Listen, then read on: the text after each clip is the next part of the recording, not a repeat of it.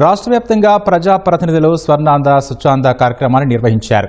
పరిశుభ్రతే లక్ష్యంగా ప్రతి నెల 3వ శనివారం ప్రభుత్వం ఈ కార్యక్రమాన్ని నిర్వహిస్తోంది. ప్లాస్టిక్ నివారణ, పర్యావరణ పరిరక్షణ కోసం ప్రభుత్వం చిత్తశుద్దితో పనిచేస్తోందని గుంటూరు ఎమ్మెల్యే గల్లా మాధవి అన్నారు. నగరంలోని ఎన్టీఆర్ స్టేడియం వద్ద ఏర్పాటు చేసిన ఎనీ టైమ్ బ్యాగ్ కార్యక్రమాన్ని ఆమె ప్రారంభించారు.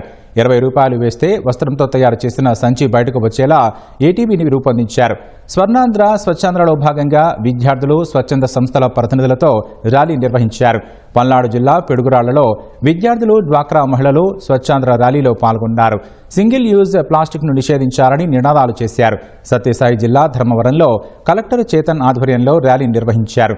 చిత్తశుద్దితో పనిచేస్తున్న 2 పురపాలక కార్మికులను కలెక్టర్ సత్కరించారు. ప్రజలు సింగిల్ యూజ్ ప్లాస్టిక్ వాడవద్దని పిలుపునిచ్చారు.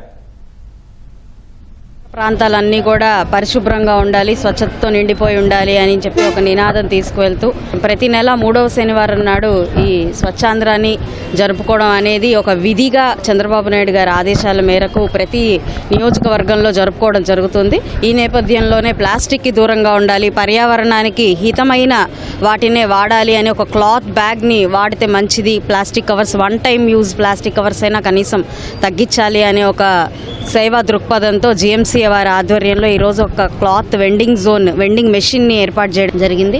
20 రూపీస్తో మనకి క్లాత్ని మెషిన్ మనకి ఇవ్వడం జరుగుతుంది. స్వచ్ఛ గుంటూరు దానిలో భాగంగా ప్లాస్టిక్ నిషేధించాలని గుంటూరులో క్లీన్ గుంటూరు, అట్లాగే స్వచ్ఛ గుంటూరులో భాగంగా ప్లాస్టిక్ నిషేధించేలో భాగంగా ఈ రోజున ఈ కార్యక్రమం చేపట్టడం జరిగింది.